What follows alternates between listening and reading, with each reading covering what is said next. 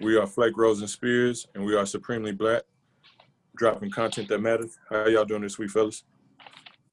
Man, I'm good, brother. Can't complain at all. Been a decent week. Been watching this election, see what's going on, what's popping with that. As we recording this, we don't have a president yet. They still count those votes. By the time this drop, we'll probably have one. We may or may not. Who knows? Who knows at this time? But the week has been good. Been booking a lot of shows for comedy this month of November. So that's been good. Doing my first my headline spot at a new spot called the Comedy Bar downtown. So I got the whole weekend at the end of November. So man, it's been good. We back on the house hunt. So can't complain, man. Been a good week.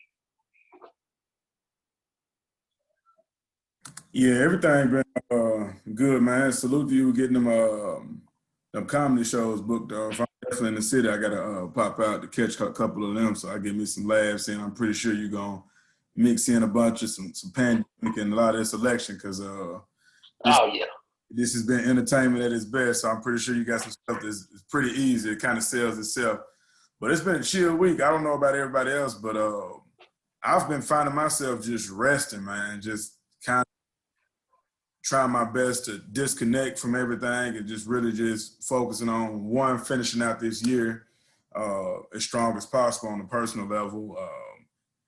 Had a great weekend. Went to Dallas and did had a non-powerful conversation, very powerful.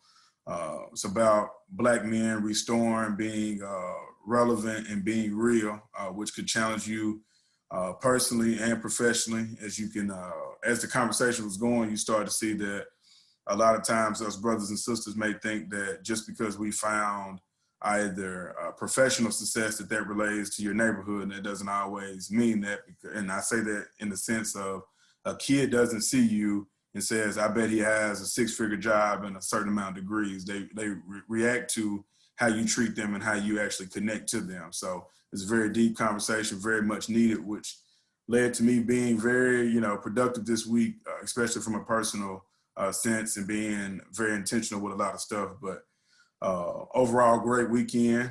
Sunday, we followed up with, had our nonprofit conversation. We've gotten the ball rolling with that, finishing up the finalizing with everything. So overall, it's been peaceful, just waiting. And I think it's just kind of, calm before the storm, but we prepare for whatever comes with us within the next few hours or a few days. What about you, Spirit? My week was pretty good. As I told y'all, got a little bit of bad news, but I mean, you gotta take things as they come, and you gotta keep pushing. So you can't stop. The train doesn't stop. The marathon continues, as Nip would say. So just got to keep rolling. Again, I hate that I wasn't able to make the Black Safe Space conversation or whatnot. But like you said, the nonprofit meeting with our team and with our co-founders and everything, that was dope. It was needed and it was profound. So I'm excited about the things that we got in store with that and everything. So. Other than that, just been working, grinding. Week's been good. Again, just been tapping into my personal well-being and my peace. So whether that's mental peace, physical peace, just peace of mind, peace of spirit, peace of heart. So I've just been tapping in and focusing into that. So my week's been good, fellas. Rose, I do got to commend you. That post that you put about what's going on with the presidential election and everything, that was profound, that was epic, it was king quality. And so I just want to say salute to you and appreciate you for that, posting that on the page, because a lot of people needed to hear that. For sure. Now, we brought it up for those who hadn't seen the post. What was the post?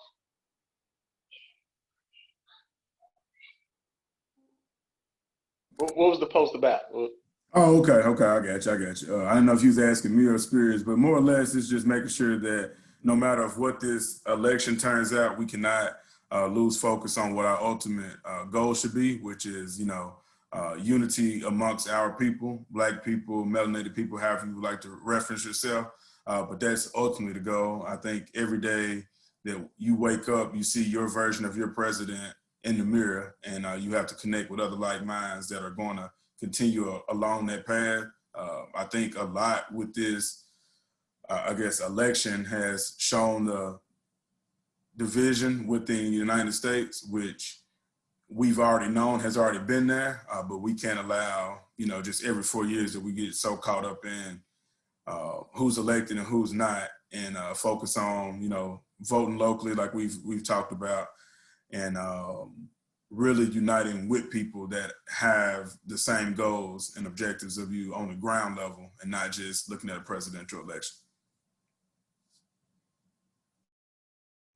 100. That's what's up. That's what's up. Well, this week our topic is about Operation Paperclip. Our brother Rose brought it to the forefront and brought it to our attention, and told us that it was something that we should educate ourselves on and read about. So I'm gonna let you pop it off, Rose, about the conversation, because again, it was your idea, and I don't know what research you did for that, but yeah.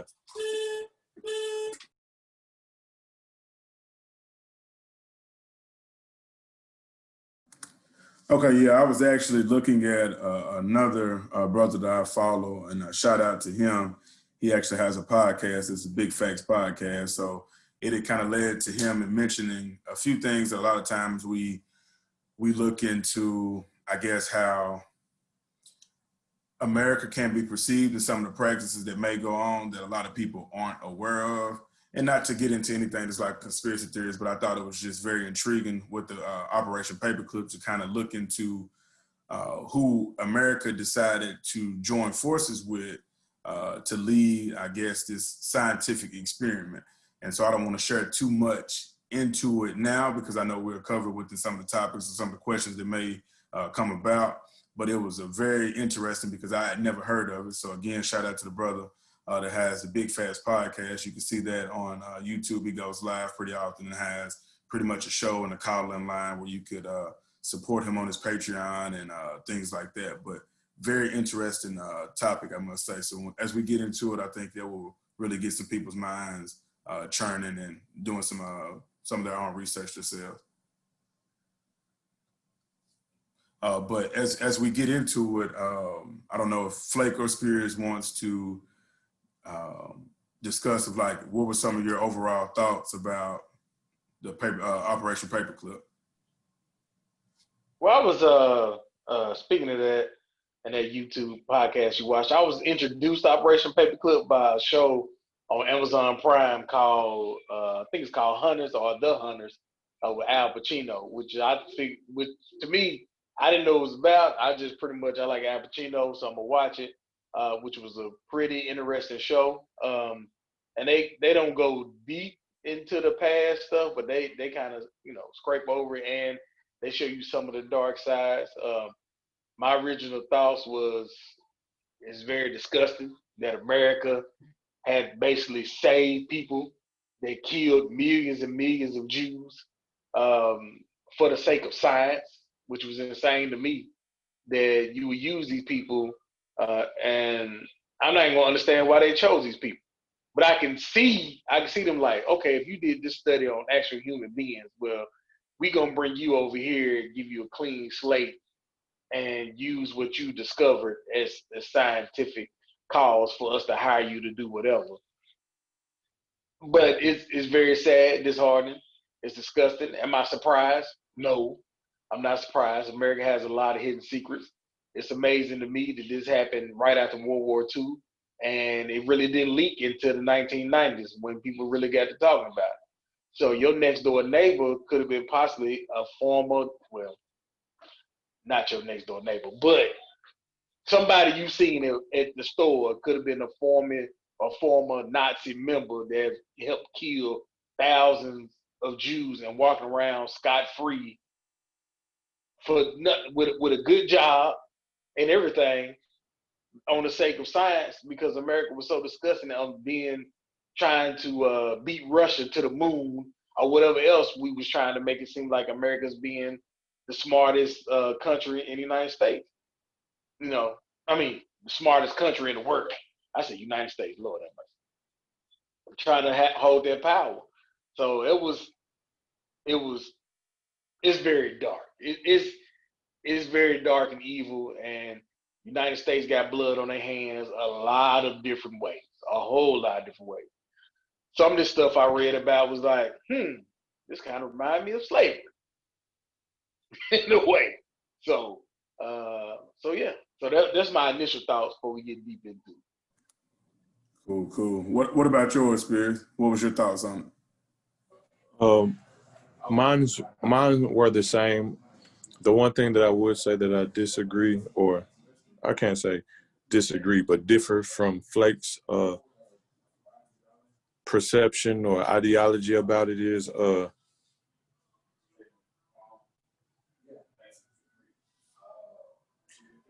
because of the technological advances that have come from Operation Paperclip. I can't say I'm totally opposed to them doing what they're going to do because America going to do what they do. However, I do feel like these people should have been locked up in jail while they was doing it, not free to roam, free to live innocently, and like they didn't contribute to mass murder, mass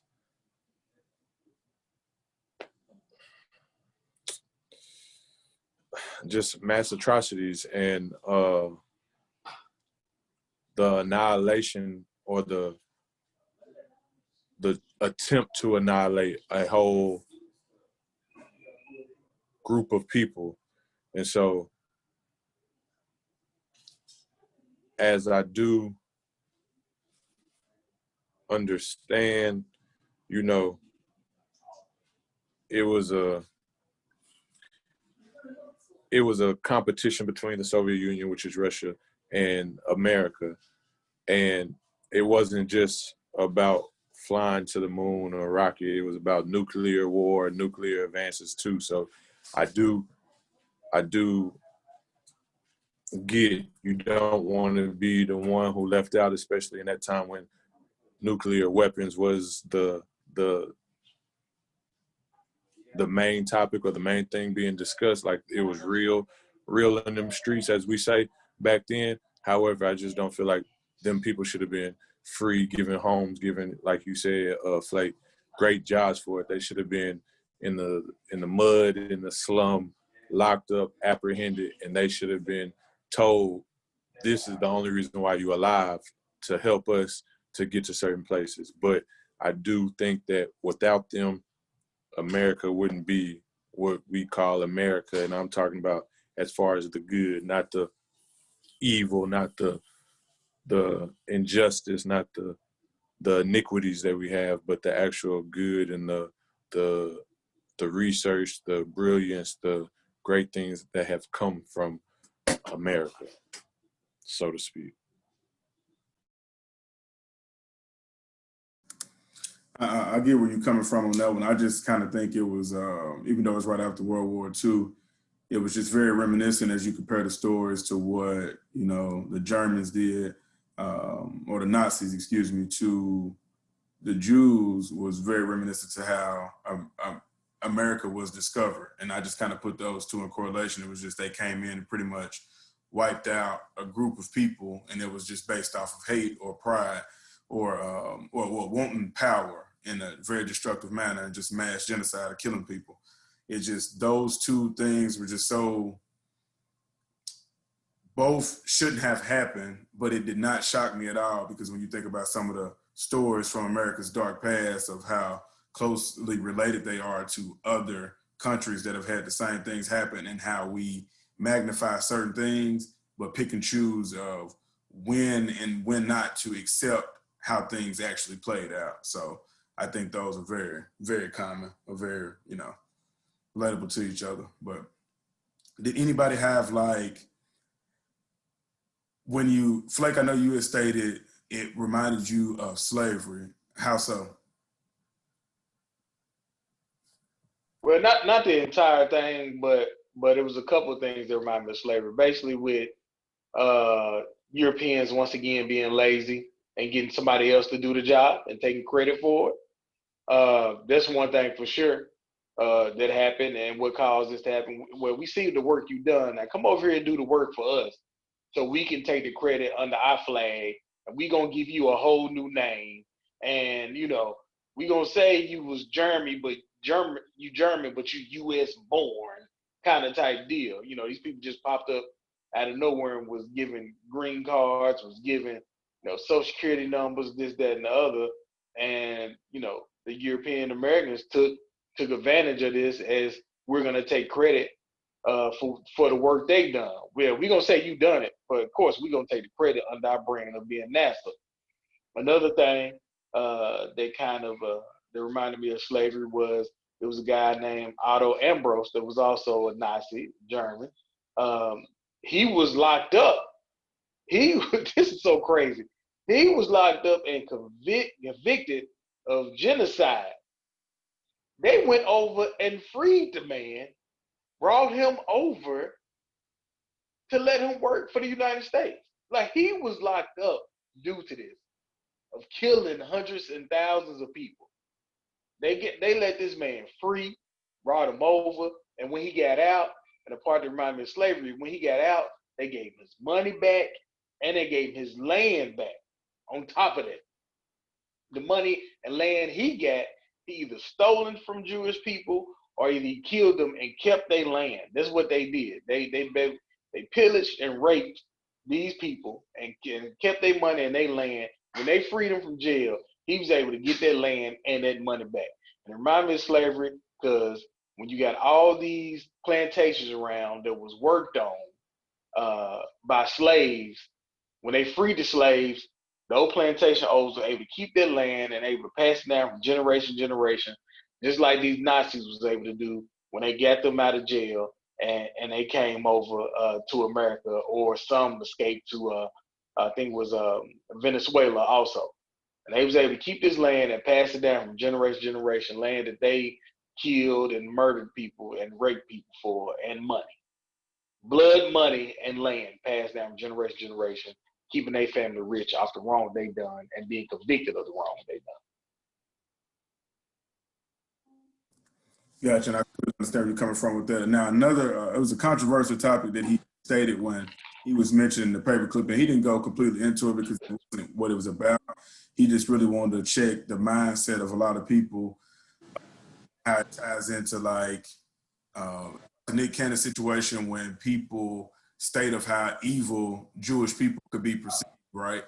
And one of his questions were, if this happened to your people, what would be your response? So that's my question for you all. So do you think that, I know not overlooking anything that they may do that may be evil practices, but because they control mass media and things like that when you think about the Jewish empire. But if this happened to your people, what would be your response when they did get power? Because you got to think, we know for a fact you all have created rewards. You employed basically 1,600 Nazi members to come over to your country just for an advantage, whether it was for war or what have you. But you know how they treated our people, killed our people, and it forever lives on. But you rewarded them by bringing them over and protecting them from anything that could have occurred once all of that had ended. So can you really blame those people for having some evilness that they have upon themselves, because they've almost, it seems like they're playing a game that was, played upon them. And so that was interesting. I just want to ask you all, how would you feel if, if that was your people, and can they really just get a bad rap for doing the same practices that other people have, especially when they have the money and the power to do so? I guess I'll go first. And to answer your question, first I want to start off with, as Flake called them, the European Americans. Yeah. They've always had the mentality of look out for myself and I'm going to take care of myself and I am what's important. And so only the strong will survive, and I'm going to make sure that I'm strong. now to go into your question, that is what the Jews have started to add into their culture and started to understand that I think we need to do more of. And maybe not in the same aspect, in the same way that they do, because a lot of the things that are happening or that does transpire with some of the things, and again, I'm going to say this before I even throw this out there. I'm not saying all Jews are racist. I'm not saying all Jews are bad, but there are some. That's just point blank, period. There are some Jews who only make sure that they look out for their people. They only do certain things with their people, and they make sure that they survive off of the struggle of others. And off of the control of others. Yeah. So therefore, I do agree with the statement that, what's his actual name from the podcast? It goes blank. Talking about for Big Fat? Yeah. Big Fat, yeah. I've never heard him actually say his real name, honestly. Okay. So the guy from Big Facts, I can agree with his rationale in saying, like, they're not wrong for doing what they're doing because they endured a lot. Or I'm not going to say they're not wrong, right, because some of the things that they do is flat out wrong. But for them to put their culture or their heritage above anybody else and say, I'm going to make sure mine are okay, that is something that we as Black people, African people, descent need to do, and I think we need to adapt and adopt from European Americans to from Jews to even, you could go to Palestinians to Arabians to Indians to just Korean culture to Asian culture to a whole bunch of different cultures that even, the Mexicans, when they come in, they live in the house. One person do this. Once they get enough money, okay, it's the next person come up. And it's the same old thing in a whole bunch of different cultures, but we don't do that in our culture. And I think we need to adapt some of that to be more of a us before anybody else. And I purposely didn't say it just so we can keep the conversation fluent. But that was ultimately his point, and what made me really go back and listen to that actual section again, to listen to what he was stating, is because a lot of the times how this kind of correlates to how it impacts our community is we don't learn from, I'm not gonna say we don't learn, we don't often put in practice of what we've learned from our oppressors. And it comes out sometimes that we're just only complaining about what they were able to accomplish.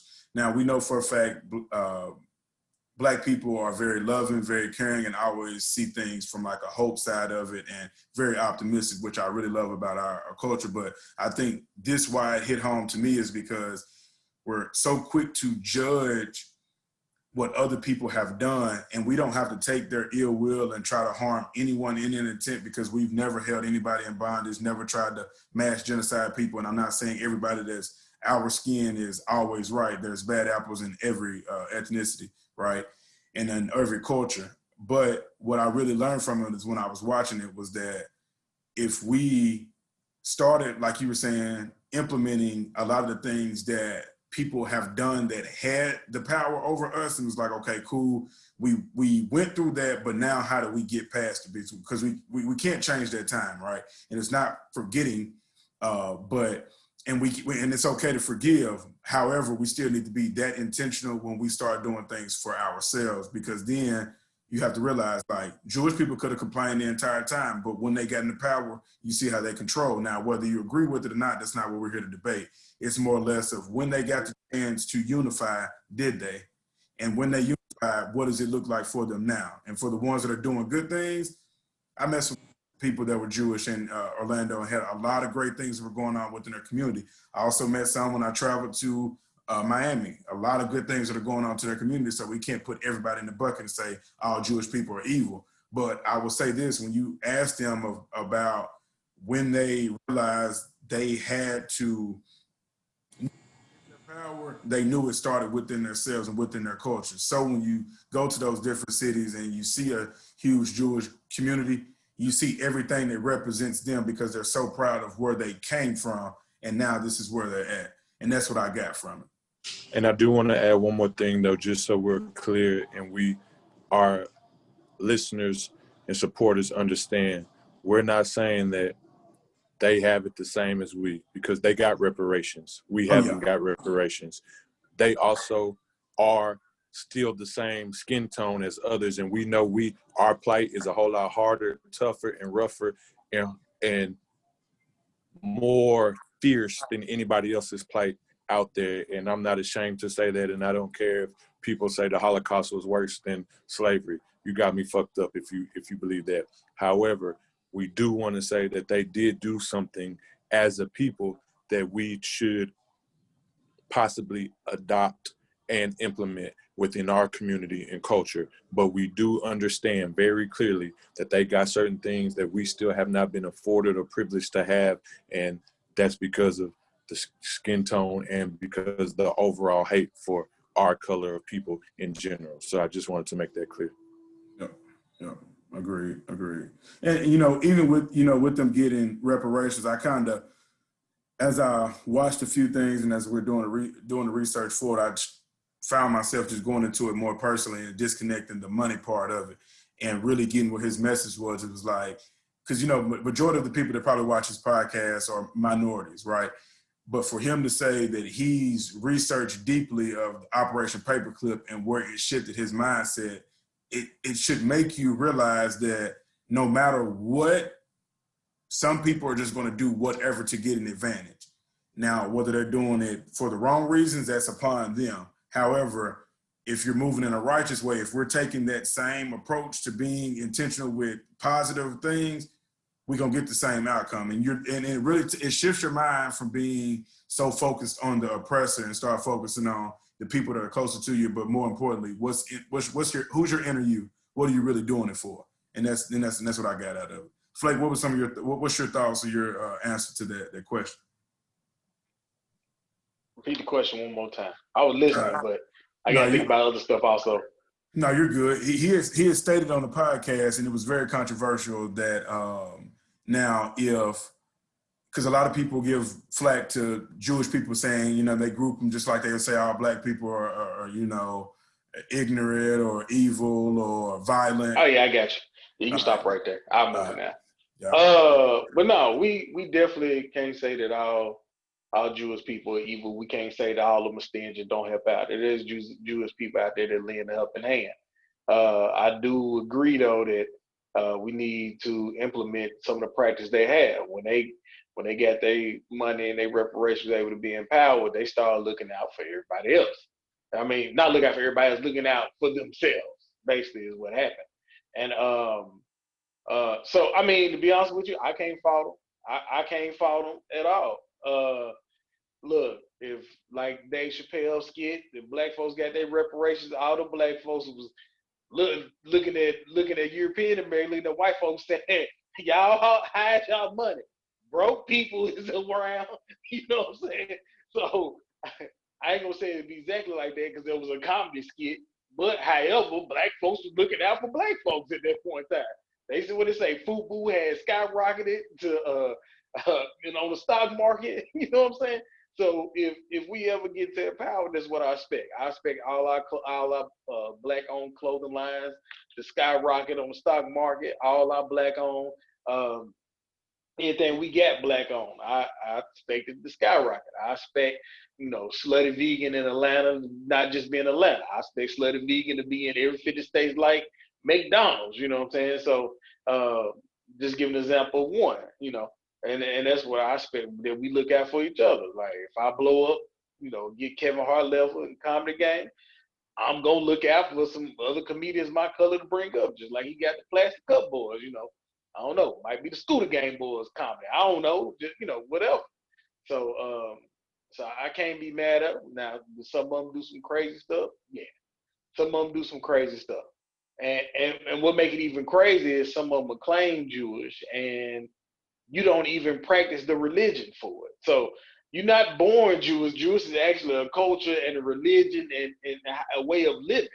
It's what it is. But some people will be claiming Jewish and don't even live this way, and don't even look out. Don't even look out. And this is somebody I listen to his views on D.J.Flake. D.J.Flake, he claimed Jewish, but he's an atheist. Now, tell me how that works. tell me how that works. You know what I'm saying? So it's not a race or anything like that. It's a culture. You know, it's black Jews as well. So no, I can't sit here and say I agree that you're gonna find some bad in everybody, but as far as Jewish people go, you can't be mad at them. They got their money. They looking out for each other, just like any other culture should do. When like I think like Spears brought up, when the Chinese people they come to America, they got their own little Chinatown, just another. They looking out for each other. When we got people from South America coming up here, they get 6, 7 people in the house and pay for one house and help each other out and look out for each other till the next person can buy their house. And then, instead of 8 people now you got 6 because they done saved up the money to buy them house. And then it just worked like that. And they can keep giving back. And you just got to look out for each other. That's all it is. We as a people, we probably should have been there. But the struggles and the mindset and the mental warfare that we went through is always like we don't trust anybody. I mean, that's just what it is. It's not that we don't want to. It's just that we have a mental warfare with trusting people at the end of the day. A lot of people don't want to admit it, but we have that problem of trusting people. Everything will be good, and you'll be good in a business deal or be good with helping somebody out. They do one thing out of line, and you looking at them sideways instead of talking to them because that mental warfare of trust and not being the one that's done wrong always is in the back of our mind. That's all. They got us with fear. They got us with fear. So fear in many different aspects. Fear from when we had the Black Panthers and when Crips and Bloods first started. Fear in how they tore them organizations down and how they brought the crack epidemic into our communities to, from redlining to a whole bunch of different things. Then if you just go from, as you were stating, the psychological warfare and, from the 10%, 1% rule to the also to the 1 drop rule as well to the to the them putting us against each other, whether you're dark or light skinned, and just that psychological warfare. Oh, your hair is fine, so you was a house slave versus out in a field slave. So then, therefore, I don't fool with you because you think you better than me, type stuff. And it's just been things that they have planted and implemented in our communities, in our minds, in our structures, and we fail for it and we fall for it over and over again.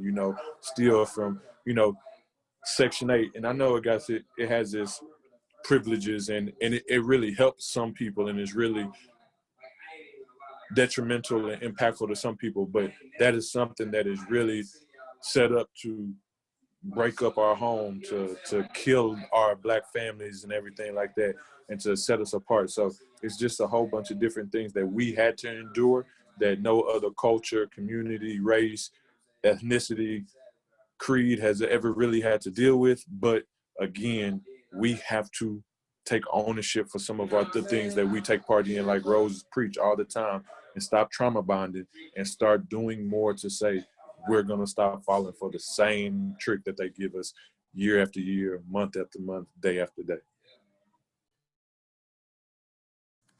Yep, I got you on that. And I know this doesn't immediately, Operation Paperclip didn't necessarily impact the Black community, but I just think that it was a good topic this week, especially with the election going on, just to kind of see from different spaces of what other cultures have went through, right? But really, another question that I have for you all, as we kind of discuss it, when you see that they actually still have an award that not pretty much, honors the Nazis that were brought over, and they have an award that they still give to this day. I don't know if you all kind of researched that, but they still give it away for NASA because, those people were pretty much over NASA in the trip to the moon, into space. So how do you all feel that there's a lot of push behind getting, monuments removed, the statues removed of slave owners, but not a lot has been said about removing them from the NASA participation or the awards that they actually give away for these particular individuals? I'm gonna make it quick because we talked about this in another episode, and I can't pinpoint what episode it was, but basically, it don't bother me like that because, again, we're pushing for monuments to be tore down. We're pushing for certain things to be tore down, but George Washington's still on our dollar bill, and we throwing them ones in the strip club and doing a whole bunch of different stuff, with these ones, and we're not tripping on who on the dollar bills or who on our bills and all this other stuff. And they was all slave owners. George Washington actually wore teeth of slaves around his neck, as Flake stated last week or 2 weeks ago, and everything. So again, like, to me, that really don't bother me because I'm not one who's going to half step and do a partial thing. If we going all the way. So again, that don't faze me until we start taking offense to everything all the way around the board. We can't take offense just to one part and then say, oh, this is okay, and I still need these dollars and all this other stuff, and I'm not pushing for, the faces of the dollar bills and everything to be changed, or certain schools and institutions, names and stuff to be changed, or we still rocking certain clothes and cars and everything. This go back to the Gucci 3 months, boycott and everything. So yeah, if we're not going all the way, it don't faze me. So I'm all in or I'm nothing. And so again, it bothers me that we're not all in, but again, I'm not going to pick and choose, oh, this with this, when I still use a dollar bill and I still pay bills with a slave owner face on it. I'm gonna hold you to what you said on that because I do have a follow-up question, but I'll let Flake go ahead with his response to that because that was a trick question, by the way.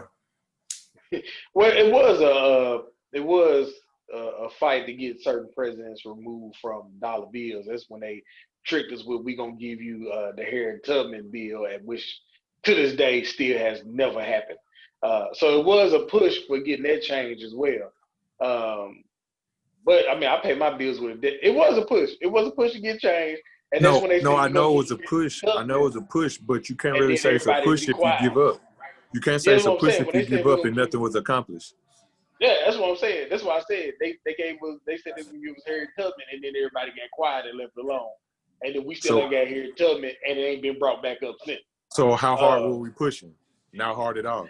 Not hard enough. Not hard enough at all. But I pay my bills with debit card, so I don't see none of them presidents no way.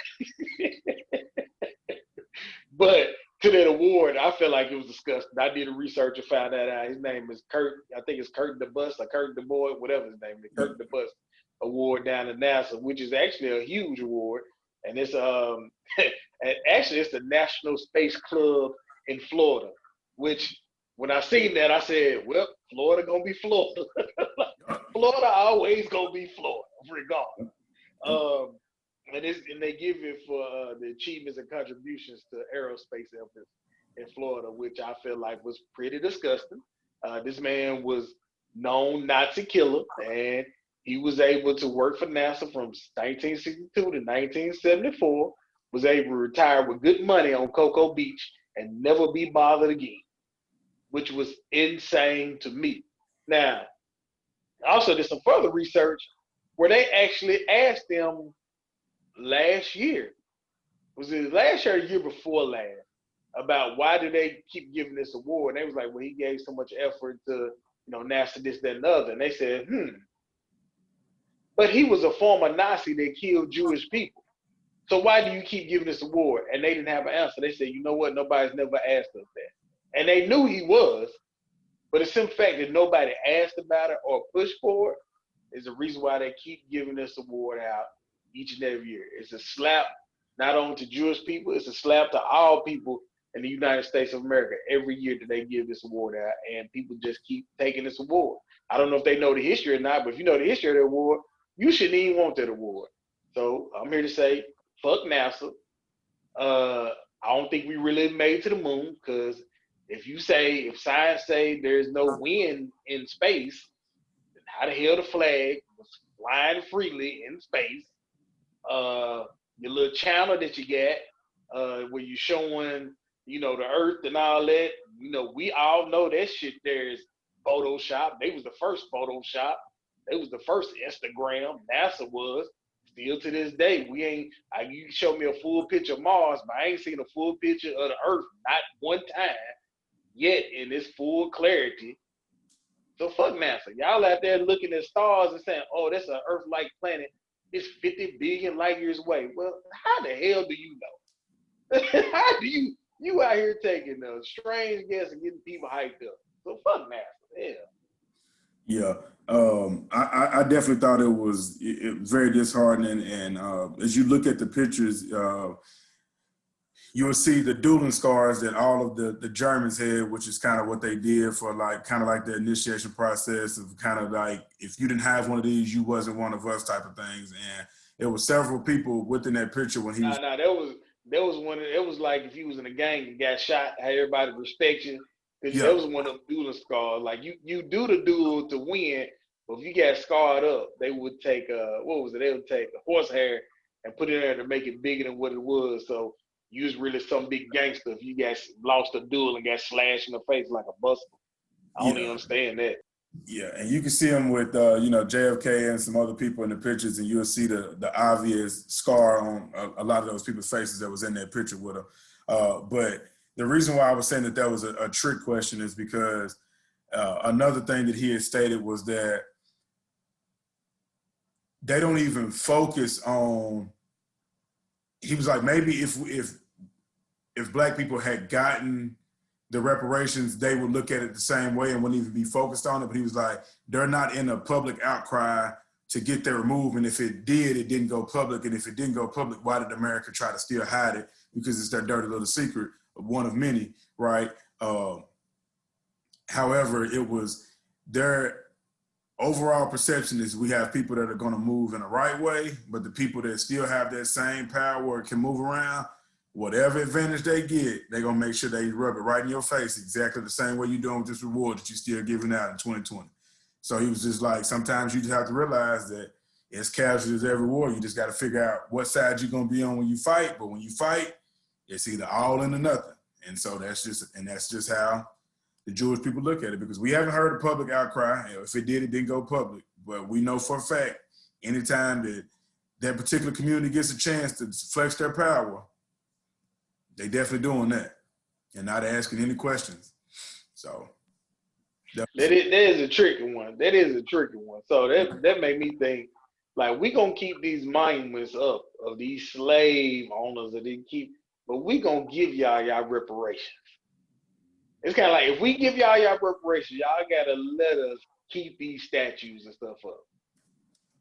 Or when he said that, I was like, I gotta research this now. I gotta research it because I mean it's a mind trick, and I was seeing of how he was connecting it to everything. He waited to the end. He was like, a lot of those practices and a lot of those questions that I got, everybody that watched this podcast need to go check out Operation Paperclip, and everything I just said is gonna make you think of things completely different, because it's one group of people that is focused on the oppressor and one that isn't, and it ain't just because they got money. It's how they start to operate. But also, you got to also look at, we talking about those monuments and awards, swastikas are illegal in Germany. So you can't even do nothing. You can't even say Hitler's name. You can't even use swastikas or nothing like that. So it's a little different, because we are in the United States and they still have these monuments up. It's not like this is a whole nother country with this stuff up that we left. No, we still in the country that got, people that want to fight for slavery in the Civil War, schools and streets and monuments named after them, which is insane all in itself. And, but that's a whole nother topic for another day. Yep. And so just to kind of close it up, And I just kind of leave everybody with this. It was just more or less of some things in the art of war are strategically done. And so what I got from what he was saying and how it was researching it was that I know our push to get monuments removed, names taken off of schools, of anything that was considered like our oppressors, but it's right in our face every single day that we wake up, whether we touch money, whether we go to a school to pick somebody up, whether we drive down a highway, go down a road or what have you, it's still in our face. So from what it was saying, it's like an art of war is just, I'm going to keep it in your face until you do something differently about it to get over the hump. But if you're not mentally strong enough to realize that it's within you, just to not forget it, but to start moving differently based off of what they have in place, it's not going to change, because for the people that don't know that it's just a mental warfare, you still stuck in that same box. And so he's like, they're not still viewing themselves as they're still in the Holocaust. And I'm not going to say that we're viewing ourselves as that, but his point was very dope, because if you hear how he speaks, it's not that he's for or against Black people at all. However, it's a mental thing, and he's just like, are we mentally prepared to disconnect from everything that we've grew so accustomed to, whether it's for better or for worse? And so it was dope. Well, I didn't hear it. I'm gonna have to go back and listen. But to go off of that a little bit, they hadn't disconnected from the Holocaust. They have the memories. They go back and talk about it. Oh yeah.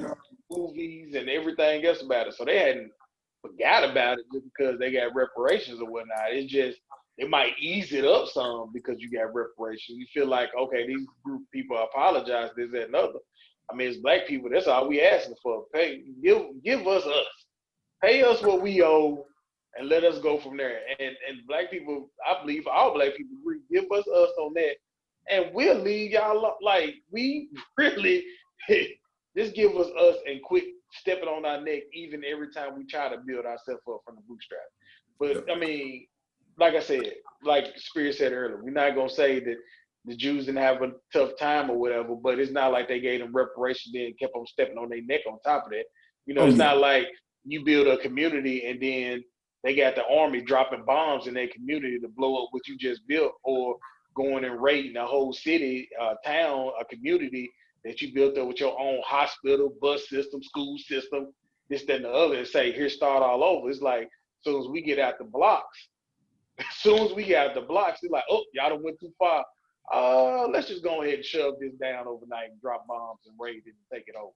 You know, but I think we are headed into that direction. I think when you look at, like I said in the podcast before, when you look at my 12-year-old now, her first 8 years of living was with a Black president.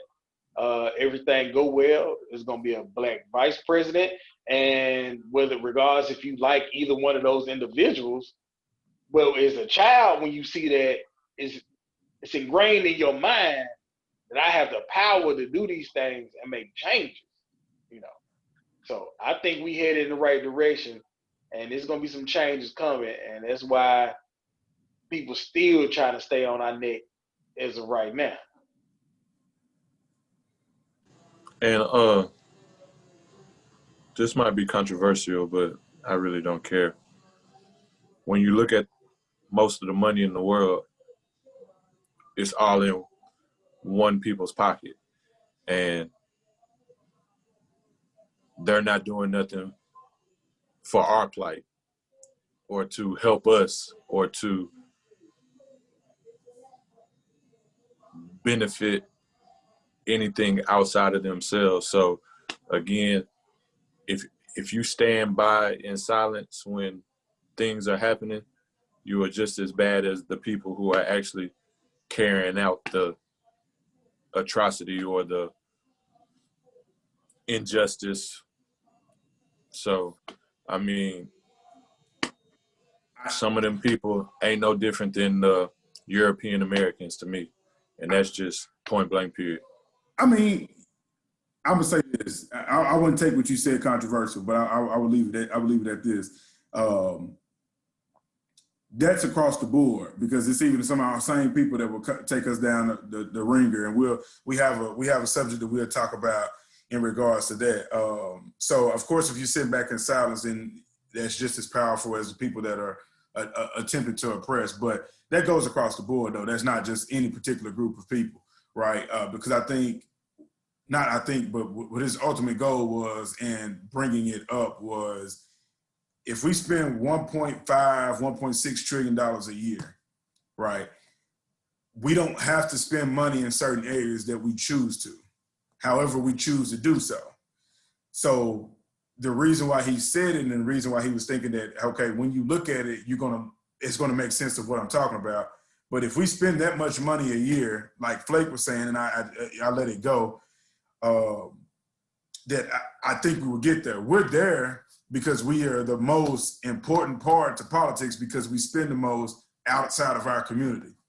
However, when he spoke about particular businesses that will boom, are businesses that are actually open and operating now. So why aren't they our Chick-fil-A? Why aren't they our Wendy's? Why aren't they our Burger King? It's one thing. It's just the mental structure of how we do, of how we spend. I spend. But if we were intentional about it for a short period of time, then now you actually get the power that other people have, because we quit investing in other communities and we put ours first. Ain't nothing wrong with that. That's how you get the power. You can talk about who oppressed you or whatever, but if you take the money that you make every week, every 2 weeks, once a month, however you do it, and you spend it with a particular group of people, no matter who that group of people is, eventually you're going to start birthing some millionaires out of that group. And you're not even going to be worried about the other people, because now you realize, okay, now I have a seat at that table. And that's where he was going with it. Like, that was his ultimate plight with it, is when we start moving in this way, not that those people don't matter, is now you understand the art of war, because you only do certain things with that power. No, I'm in agreement with you that it's all the way across the board. I'm in agreement with you that we need to do more with our buying power and with our economic power. The one thing that I will say, though, is that we have to be real about and transparent about and realize is it's not Caucasians or well they are Caucasian, but it's not European Americans who control 80% of the world's money in the world. It is Jews. And when you look at it that way, you have to understand that the battle, and so this is why I agree with you more, the battle is bigger than just the oppressor. The battle is, it's not just who we deem as the oppressor as our only oppressor, it's ourselves, it's other cultures and communities, and it's other things that we need to do. So therefore, we do have to realize our power and the strength that we have, and we have to be more intentional about doing things and everything across the board. And we have to come together as a community and build each other up, promote each other, love each other, encourage each other, and all of this. But it's not that easy once you break it all down and you realize it's not just who we say our oppressor is. It's more oppressors out there than just the people that we want to put a picture on and stamp as our oppressor. Because again, we are our own oppressors too. Yeah, I think it was just more or less of something as simple as spending is where he had targeted. And if that changed drastically, then that seat at the table becomes a lot bigger, because like, whoa. These people aren't spending 1.6 trillion with us no more, and they've cut this down in half. Something has to give. Something isn't working. I understand you said it's not as easy, but that was his overall goal of connecting. How does what they went through, and Operation Paperclip just kind of shows you that no matter what, people are going to take an advantage and use people, even though they know for a fact their dirty past. Also, the people that were impacted, outside of them just getting the reparations, what did they change mentally within their communities? And it was unity, because they understood of what levels that everybody would go, whether it was from kill. They understood of what people would do to either misuse their power for good or bad, and that's just what it was. And that's what I got from it, and that's what he was. That was his whole thing from it. Is when they shifted that mindset. Now you can't control us with what we went through. So, yep. Did anybody have anything else? I know we're coming up close on time to wrap it up, but did anybody else have any other thing that they wanted to speak about from Operation Paperclip? No, sir, not I. Okay, cool. I just need to clear up something that I said incorrectly earlier. They didn't flee to Venezuela. A lot of them fled to Argentina. So it's a lot of Nazis in Argentina that got their own little community going on down there speaking Russian and some more. So to make a correction on that, it was actually Argentina. Gotcha. Cool. Well, great conversation. I definitely I'm gonna be looking into some other ones, and we'll have a good conversation about it. I think how some of these things kind of tie into what we're going through or how we can face it. I think you just learn a lot from. Well, I learned a lot from seeing how other cultures have went through some similar things and how they were able to either rebound or even more of how certain people just choose to try to cover it up for their own gain, whether that was, politically, financially, in this case, scientific advantage. That's just the art of war, man. People play the game different. We just got to know that we got to make sure that the people that's in your game with you is, you got to have the people in your corner that's really in you. You know what I'm saying? They can be in your circle, but you have to make sure they're in your corner. So it's a big difference. Yep. As we wrap it up, Mr. Spears, do you have a Black Business Minute? Our Black Business Minute is our very own Zone Fitness Training, ran by Mr. Yancey. The community, the network, the physical health, but also because of the community and the family orientation that you get from it, it is a mental health and an emotional health as well that you get from Zone Fitness Training. So if you're in Houston, if you're in Dallas, and Rose, aren't we trying to open up another chapter somewhere else, if I'm not mistaken? I don't know about that. I just know we're trying to run Texas completely. So however that comes apart, that I'm pretty sure to be a part of it. But I'm move to like Austin to San Antonio. Yeah, I heard him say something that. Yeah, we may start doing races in different areas, but Austin has some hills, and San Antonio a little elevated too. So that's about it. I haven't heard like that type of expansion, but if people move, I'm pretty sure he'll get in that area if it's the right person to build it. Now, I heard him talking about an expansion. I just can't remember what city it is. But again, Zone Fitness Training. Check him out on Facebook. Check him out on Instagram. And again, if you are in Dallas or you are in Houston, you can find us at one of your local parks, running, bike riding, bowling, flag football. We do a lot of different things, and then we make sure that we're physically fit, emotionally fit, and mentally fit. So yeah, Zone Fitness Training is our Black Business Minute for this week. Shout out to Yancey. Yes, and sir. Theo for establishing the Dallas chapter too. Yeah, and shout out to Theo.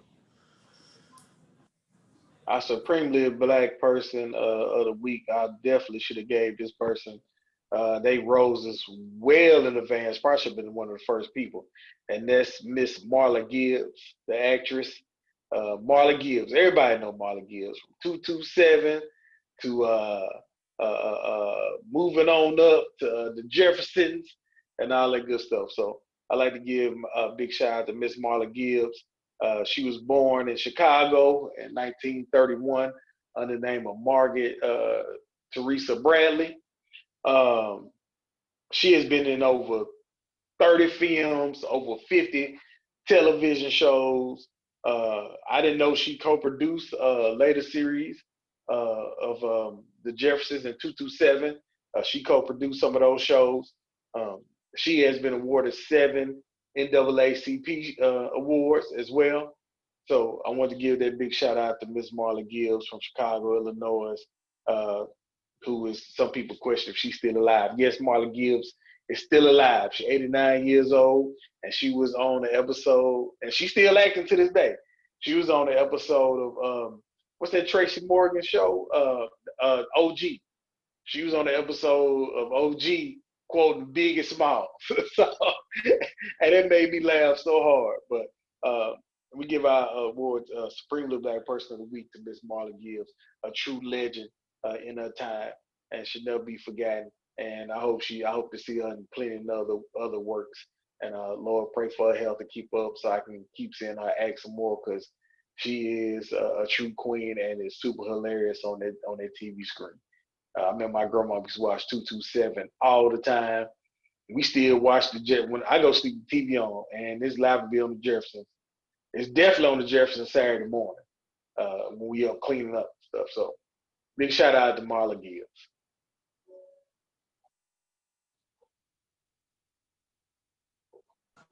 Anybody got anything Rose else got as we